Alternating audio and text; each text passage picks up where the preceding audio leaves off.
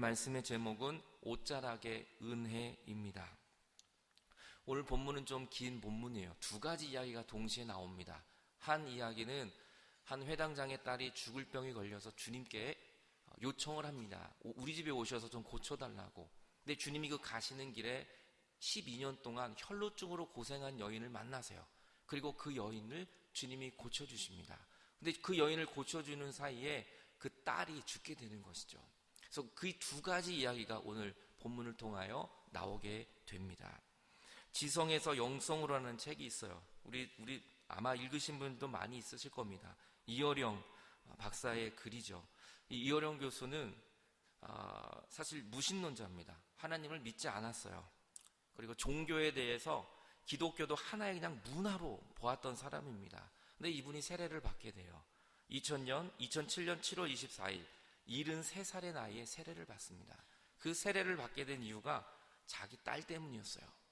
딸을 위하여 기도하게 되고 딸의 연약함 때문에 오히려 예수님을 만난 이야기가 이 책에 기록되어 있습니다. 무심한 아버지였어요. 딸하고 제대로 사진도 찍지 않고 대화도 별로 없던 그 아버지. 근데 딸이 결혼한다고 했을 때 굉장히 말립니다. 하지 말라고. 근데 결혼하고 이 딸은 5년 만에 이혼을 하게 됩니다. 그리고 처음 난 그 큰 아들이 대학교를 다니다가 갑자기 열이 나고 이름 모를 병에 걸려 죽게 돼요. 굉장히 가슴 아픈 일이 생깁니다. 그런데 이어령 박사의 딸 이민아, 물론 나중에 이제 목사 안수를 받고 목사님도 되십니다만 이 이민아는 갑상선 암 판정을 또 받습니다. 그리고 2번을 수술했지만 암이 재발을 하게 돼요. 그리고 이어령 박사의 이 딸이 또 2번째 결혼해서 낳은 아이는 ADHD, 자폐 판정을 받게 됩니다. 그래서 국내에서는 입학이 거절이 돼요. 그래서 이 딸이 그 자녀를 데리고 하와이로 갈 수밖에 없었어요. 하와이에 가서 국제학교에 입학을 시키고 자녀를 위해 늘 눈물로 기도하게 됩니다. 그런데 하도 눈물로 기도하고 신경을 쓰다 보니까 이 이민아가 망막박리증에 걸립니다. 이건 실명하는 거예요. 실명한다는 얘기를 듣고 이 이어령 박사가 그 얘기를 듣고 하와이로 달려갑니다. 하와이로 달려가서 그 작은 교회에서 무릎을 꿇고 이어령 교수가 이러한 기도를 합니다. 하나님, 나의 사랑하는 딸 미나에게 빛을 거두어 가지 않게 해주신다면 나의 남은 삶을 주님의 종으로 저는 살겠습니다. 라고 아주 겸허하고 절실한 눈물을 그 작은 교회 예배당에 엎드려 기도를 합니다.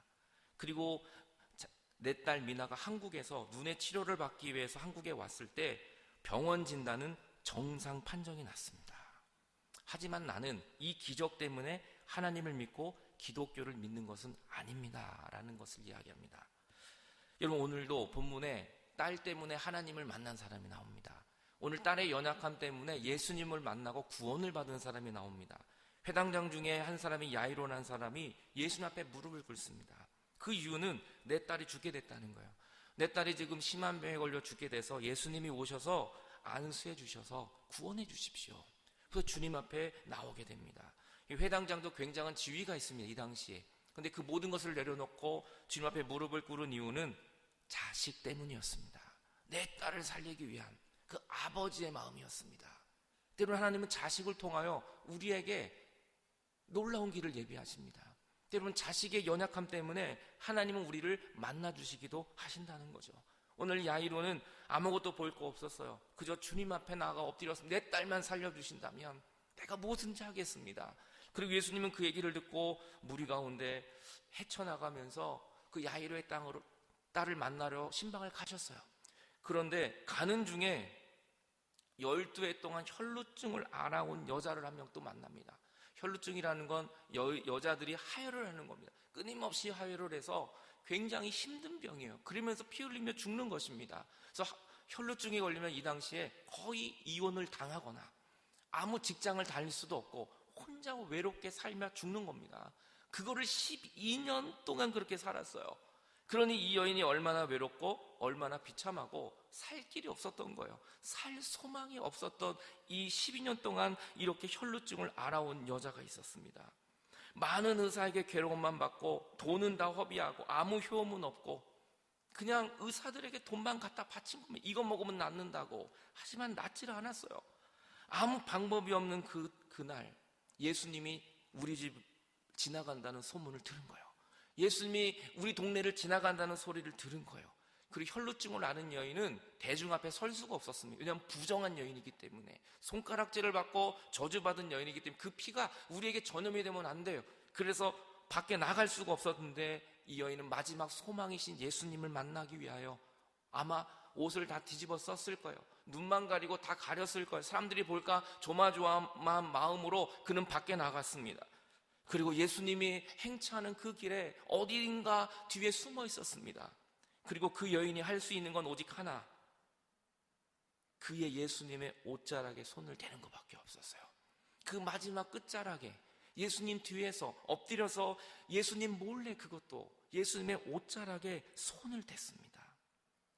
그 이유는 내가 그 옷에 손만 대어도 나는 구원을 받을 거야 라는 희망 하나가 있었던 것이죠. 그런데 놀라운 건 이 여인이 예수님의 옷자락에 손을 대었을 때 그 혈루의 근원이 말라버리고 그가 회복이 되었다는 것입니다. 오늘 예수님이 한 거 아무것도 없어요. 오늘 이 여인도 한 거 아무것도 없어요.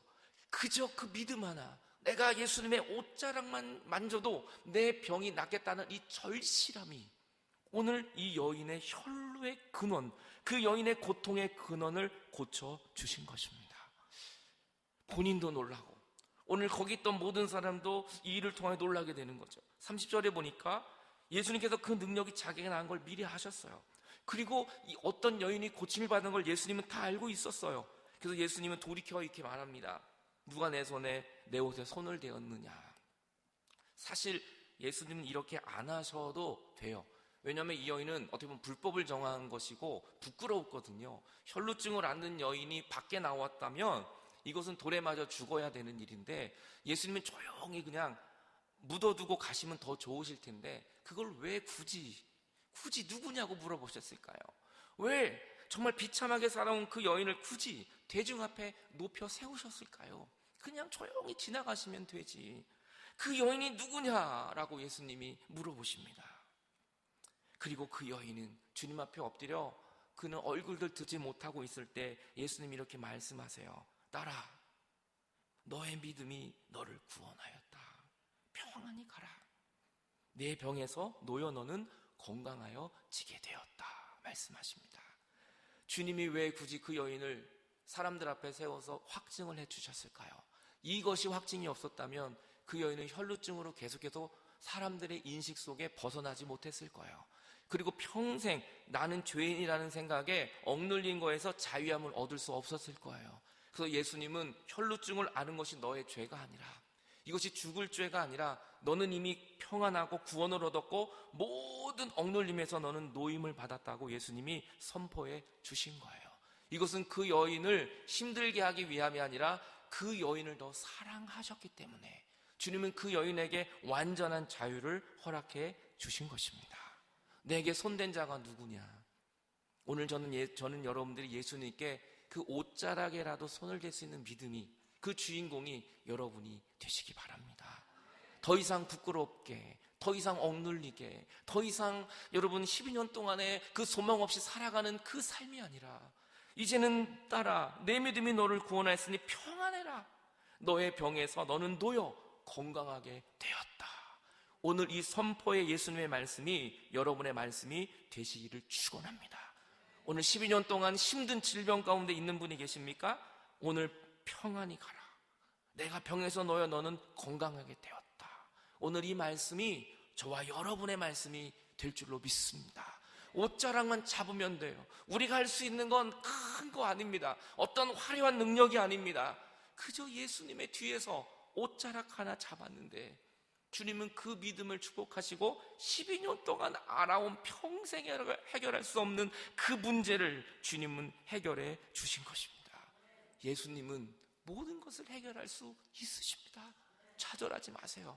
여러분 12년 동안 혼자 외롭게 눈물 흘리며 여러분 내 방에서 이불을 뒤집어 쓰며 울고 있는 우리의 삶이 있었습니까? 주님 말씀합니다. 평안히 가라. 이제 그 너의 병에서 놓여 너는 건강할지어다. 예수님이 말씀하신다면 우리는 살아나게 될 것입니다. 이 여인의 마지막 희망은 예수님의 옷자락 잡는 거였어요. 어느 누구도 알아주지 않았습니다. 이 여인의 존재 자체도 아무도 알 수 없었습니다. 그는 최대한 자신의 몸을 다 가려야만 했습니다. 자신의 얼굴조차도 누가 알면 안 되는 그러한 처참한 비참한 인생, 아무 희망이 없이 살아가는 매일매일의 삶, 눈 뜨는 것이 고통이고 하루 사는 것이 고통이었던 그 여인의 마지막 희망은 예수님의 옷자락을 만지는 거였어요. 그리고 그 희망이 바로 그 여인의 모든 혈루의 고통을, 근원을 고쳐주셨던 것입니다. 오늘 예수님은 이곳에 함께 하십니다. 오늘 여러분 앞에 함께하고 계심을 여러분 믿으십니까? 그 주님의 옷자락만 만진다면 오늘도 우리의 모든 고통과 아픔은 회복되어질 줄로 믿습니다. 그런데 더 심각한 문제가 지금 생겨났습니다. 어떤 문제가 생겨났냐면 이 12년 동안의 혈루증을 앓는 여인은 너무 행복했어요. 고쳤기 때문에. 그런데 그 여인이 고치는 동안에 아까 처음 주님께 부탁했던 회당장 야이로의 딸, 그 딸은 죽은 것입니다. 예수님이 12년 동안의 혈루증의 여인을 고치는 그 잠깐의 순간 동안 회당장의 딸은 죽은 것입니다. 그 사람이 와서 말합니다. 회당장의 집에서 사람이 와서 회당장에게 이르되 당신의 딸이 지금 죽었습니다. 어찌하여 선생을 괴롭히고 있습니까? 더 이상 예수님 앞에 말할 필요가 없다는 거예요. 이미 죽었기 때문에, 이미 당신의 딸이 죽었기 때문에 예수님 올 필요도 없고 더 이상 예수님에게 말할 필요도 없다는 거예요. 이 말을 들은 예수님께서 그 곁에서 들으시고 이렇게 얘기합니다. 여러분, 예수님은 우리의 말을 다 들으세요. 부정적인 얘기도, 원망하는 얘기도 주님은 다 들으세요. 여러분, 오늘 저는 여러분이 주님 앞에 정말 믿음의 고백을 할 수 있는 여러분들 되기 바랍니다. 그들은 안 된다고 말했어요. 이미 죽었다고 말했는데 주님은 그 말을 듣고 이렇게 말합니다. 두려워 말아라.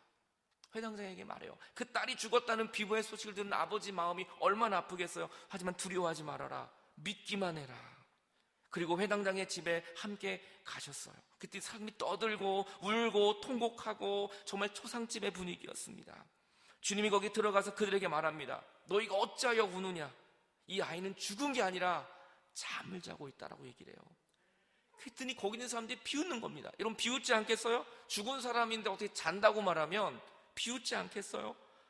근데 예수님이 그들을 다 보내시고, 믿음 없는 사람은 다 보내시는 거예요. 그리고 그의 부모는 내 딸이 살기를 정말 간절히 원하는 그 부모의 사랑, 마지막 남는 건 부모인 거예요. 여러분, 내 자식을 위해 마지막까지 남는 건 부모인 거예요. 오늘 끝까지 남는 분은 여러분, 우리의 부모가 생명이 되시는 예수 그리스도이십니다. 주님은 우리를 떠나지 않아요. 끝까지 남아 계세요. 그 끝에 남은 것은 부모와 자기 함께 있었던 믿음의 사람들을 데리고 아이 있는 곳으로 들어갑니다. 그리고 죽어있는 그 아이의 손을 잡으세요. 예수님이 아마 차했을 겁니다. 아마 이미 굳어 있었을 겁니다. 근데 주님은 그 죽어있는 딸의 손을 잡고 이렇게 말합니다. 달리다 굼, 달리다 굼. 번역을 하면 내가 너에게 말하노니 소녀야 일어나라. 소녀야 일어나라.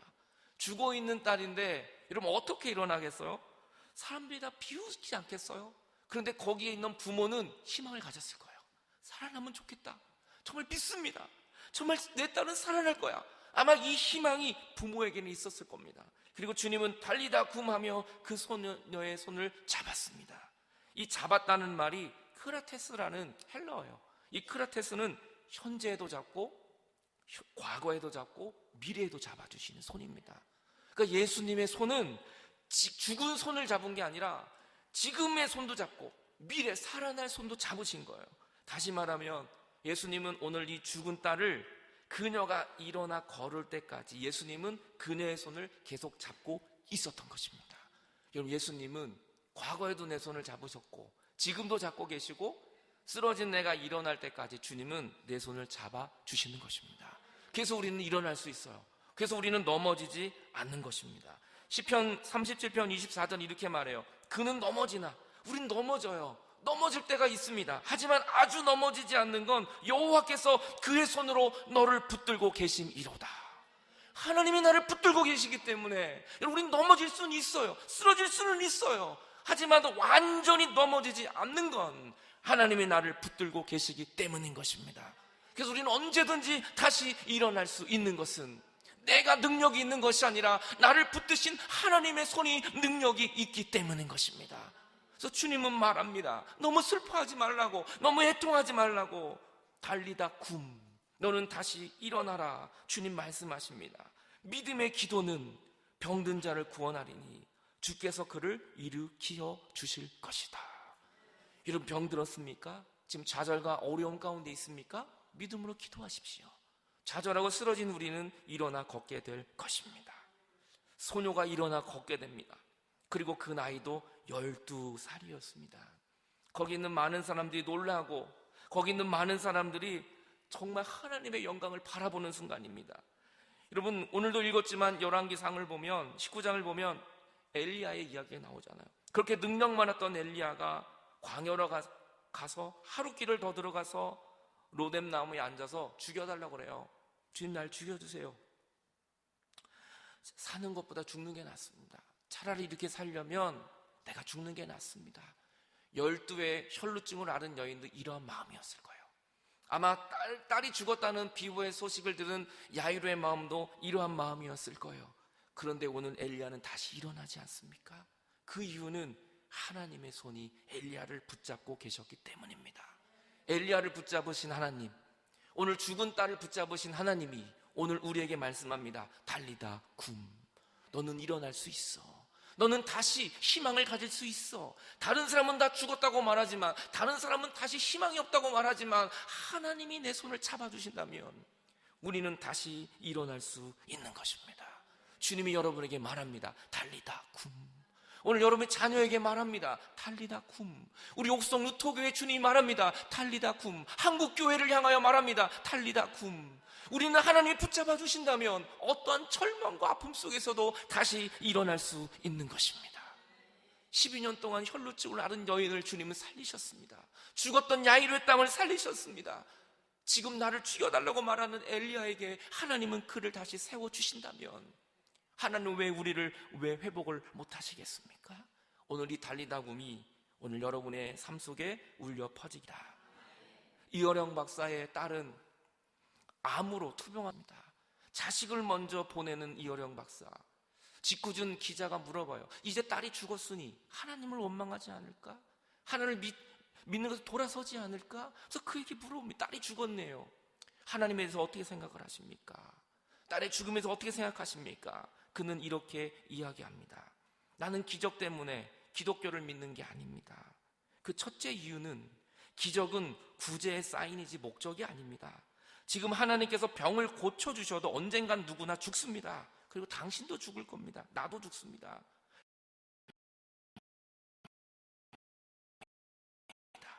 영생입니다. 예수님을 믿는 것입니다. 기적이라는 만나를 먹은 사람이나 다 죽지 않았습니까? 그것은 기적이다라고 떠들면서 믿으러 오는 사람들을 예수님은 아주 슬픈 눈으로 바라보시면서 말씀을 하셨지요. 진짜 만나를 보라고, 영원히 죽지 않는 빵을 먹으라고. 여러분, 오늘 우리의 진짜 기적은 바로 부활입니다. 우리는 죽어도 죽는 것이 아닙니다. 자는 것입니다. 주님이 다시 오실 때 우리는 다시 부활하여 주님과 함께 영광 속에 주님을 만나게 될 것입니다. 그러면서 그는 이렇게 말합니다. 세례 후에 가장 크게 바뀐 것이 무엇이냐고 질문을 했을 때 나는 토끼와 거북이 우화를 들었습니다. 세례 받기 전에 나는 토끼 인생이었습니다. 나는 잘났고 나는 똑똑했고 정신 똑바로 차리지 않으면 안 된다는 마음으로 그렇게 살았습니다. 다른 사람들도 깔볼 때가 있었습니다. 그런데 내가 예수님을 만나고 나서 나는 거북이였습니다. 그동안 얼마나 잘못 살아왔고 얼마나 내가 많이 부족했는지 인간의 오만을 버리는 것이 크리스천으로서 가장 큰 변화였습니다. 여러분, 진정한 깨달음, 오늘 이어령 박사에게 정말 예수님을 만날 수 있었던 건 자식의 연약함 때문이었습니다. 여러분, 오늘 너희 중에 고난당하는 자가 있느냐? 그는 기도할 것이다. 즐거워하는 자가 있느냐? 그는 찬송할지어다.